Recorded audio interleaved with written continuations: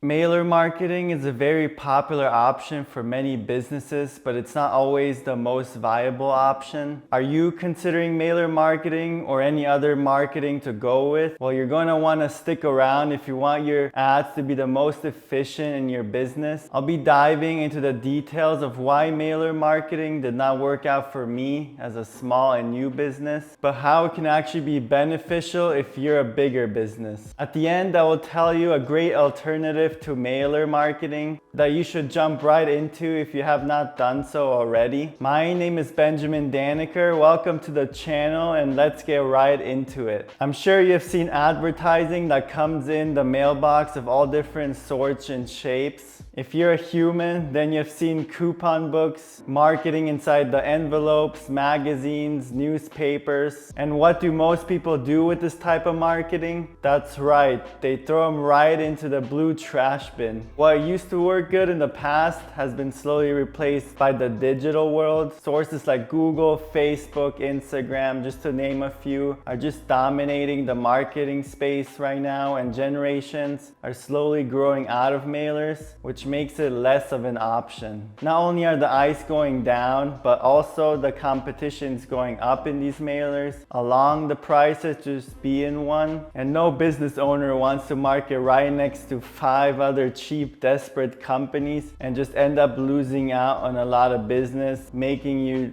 just lose personal money in the end. So what is my own proof and experience with it? Well, personally, I have tried all these mailer marketing sources as a new small business and none work to my benefit. Not only are you spending hundreds per small areas, you're also competing with a lot of other companies that are more desperate for jobs and just driving down the price and your motivation to do the business. I personally spend thousands a month for about 6 months just to break even, if I'm lucky. But for the most part came out in the negative and had to use profits that I made from other marketing sources just to pay for this experience. So in my experience, mailers attract either a lot of cheaper clients or loyal customers to big companies with coupons, $50 off, whatever, which should not be your target if you want to truly make money in the beginning. That one-man show business with no growth will just drag you down right with them. There's just small amounts of people who even still check their mailer ads instead of tossing them right out. So I think it's not a viable option for small new businesses. So what are some positives about mailer marketing? Mailers can work great for more established business who have extra cash set aside to grow awareness and fish in those loyal customers who respect your brand standing. However, this will not work great if you're a newer or just smaller business in general,